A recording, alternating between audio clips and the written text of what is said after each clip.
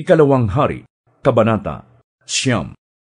Samantala, tinawag ni Propeta Eliseo ang isa sa mga propeta at inutusan, "Magbihis ka. Pumunta ka sa Ramoth Gilead at dalhin mo ang langis na ito. Pagdating doon, hanapin mo si Jehu na anak ni Jehoshaphat at apo ni Nimsi. Sabihin mong iwan muna niya ang kanyang mga kasamahan at isama mo siya sa isang silid. Do'y ibuhos mo ang langis na ito sa kanyang ulo. Sabihin mong, pinili siya ni Yahweh upang maging hari ng Israel. Pagkatapos, umalis ka na agad." Pumunta nga sa Ramoth Gilead ang kabataang propeta. Nadatnan niyang nagpupulong ang mga opisyal ng hukbo. Sinabi niya, "Napag-utusan po ako, mahal na pinuno." Si Jehu ang sumagot, "Sino sa amin ang kailangan mo?" "Kayo po," sagot ng propeta. Tumindig si Jehu at sumama sa propeta sa loob ng bahay. Pagdating doon, ibinuhos niya sa ulo ni Jehu ang langis, sabay sabi, "Ganito ang sabi ni Yahweh, ang Diyos ng Israel. Binubuhusan kita ngayon ng langis upang maging hari ng Israel na kanyang bayan.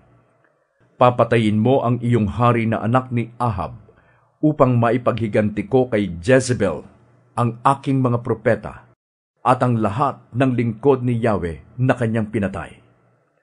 Mauubos ang angkan ni Ahab at papatayin ko ang mga anak niyang lalaki sa Israel, maging alipin o malaya. Gagawin ko sa pamilya niya ang ginawa ko sa pamilya ni Jeroboam na anak ni Nebat at ni Baasa na anak ni Ahiyas. Si Jezebel ay lalapain ng mga aso sa kaparangan ng Jezreel at walang maglilibing sa kanya." Pagkasabi nito, dali-daling umalis ang kabataang propeta. Nang bumalik si Jehu sa kanyang mga kasamahan, tinanong siya ng mga ito, "Anong nangyari? Anong kailangan sa iyo ng lukulukong iyon?" Sinabi niya, "Alam na ninyo kung anong gusto ng lukulukong iyon." "Ano nga ang sinabi niya?" tanong nila. At sinabi niya, "Ganito ang sabi niya, inutusan ako ni Yahweh na buhusan kita ng langis upang ikay maging hari ng Israel." Pagkarinig nito ay dali-dali nilang inalis ang kanilang mga balabal at inilatag sa paanan ni Jehu. Hinipan nila ang trumpeta at saka sumigaw, "Mabuhay si Jehu! Mabuhay ang hari!" Pinag-aralan ni Jehu kung paano niya mapapatay si Joram na noon ay kasama ang mga Israelitang nagbabantay sa Ramoth Gilead laban kay Haring Hazael ng Syria. Si Haring Joram ay bumalik noon sa Jezreel upang ipagamot ang sugat na tinamo sa pakikipaglaban kay Haring Hazael at sa mga tauhan nito. Sinabi ni Jehu, "Kung talagang kakampi ko kayo, isa man sa kanila'y huwag ninyong pababayaang makapunta sa Jezreel upang ibalita ang nangyaring ito." Sumakay siya sa kanyang karwahe upang puntahan si Joram sa Jezreel na noon ay dinadalaw ni Haring Ahazias ng Huda.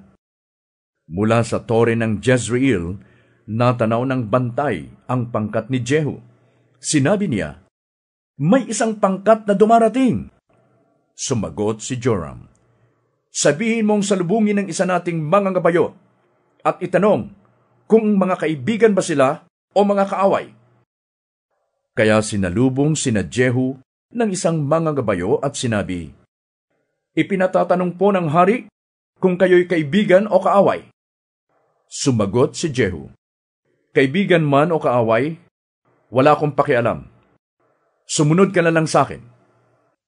Dahil dito, sinabi ng bantay, "Sinalubong na sila ng ating kawal, ngunit paparating pa rin dito ang pangkat." Inutusan niyang muli ang isang mangangabayo at ipinatanong kung kaibigan ba sila o kaaway. Sinabi ni Jehu, "Anong kaibigan o kaaway? Sumunod ka na lang sa akin." Sinabi uli ng bantay kay Joram, Sinalubong na sila ng ating kawal, ngunit paparating pa rin ang pangkat. Parang isang siraulo sa sobrang bilis ng pagpapatakbo ng karwahe ang kanilang pinuno. Parang si Jehu na anak ni Nimshi. Sinabi ni Joram, "Ihanda ninyo ang aking sasakyan." Dali-daling sumakay sina Joram at Ahaziyas at sinalubong ang pangkat ni Jehu. Nagkasalubong sila sa lupain ni Nabot.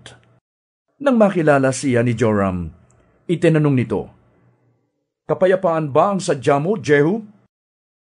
Sumagot si Jehu, "Magkakaroon ba ng kapayapaan habang naglipa na ang pagsamba sa Diyos-Diyosan at pangkukulam na pinalaganap ng inamong si Jezebel?" Nang marinig ito, biglang ibinuwelta ni Joram ang kanyang karwahe upang tumakas, kasabay ng sigaw kay Ahaziyas, "Pinagtaksilan tayo!" Ngunit buong lakas na pinana ni Jehu si Joram. Tinamaan siya sa likod at tumagos ang palaso sa puso. Bumagsak si Joram sa loob ng karwahe. Sinabi ni Jehu sa kanyang katulong na si Bidkar, "Buhatin mo siya at ihagis sa lupa ni Nabot ng Jezreel. Alalahanin mo ang pahayag ni Yahweh laban sa ama niyang si Ahab noong tayo'y kasama pa niya. Nakita mo ang pagkamatay ni Nabot at ng kanyang mga anak. Gagantihan kita sa lupain ito. Kaya nga, buhatin mo siya at ihagis sa lupa ni Nabot upang matupad ang sinabi ni Yahweh." Nang makita ni Ahaziyas ang nangyari, tumakas siya papuntang Beth-Agan. Ngunit ipinapana rin siya ni Jehu at siya'y bumagsak sa loob ng karwahe nang paahon ito sa Gur na malapit sa Ibleam. Gayunman, nakatakas siya sa Megiddo at doon namatay.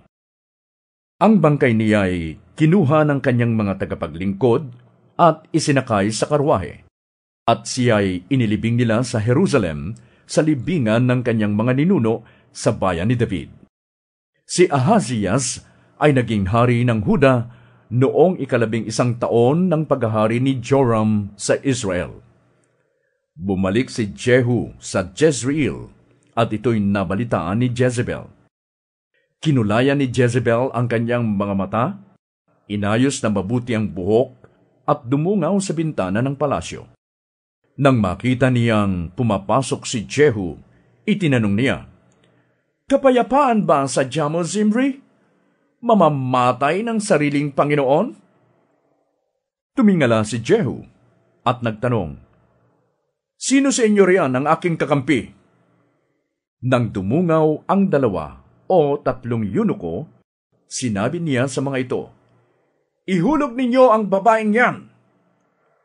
Inihulog nga nila si Jezebel. Nang ito'y bumagsak sa lupa, tumilamsik sa pader at sa mga kabayo ang kanyang dugo.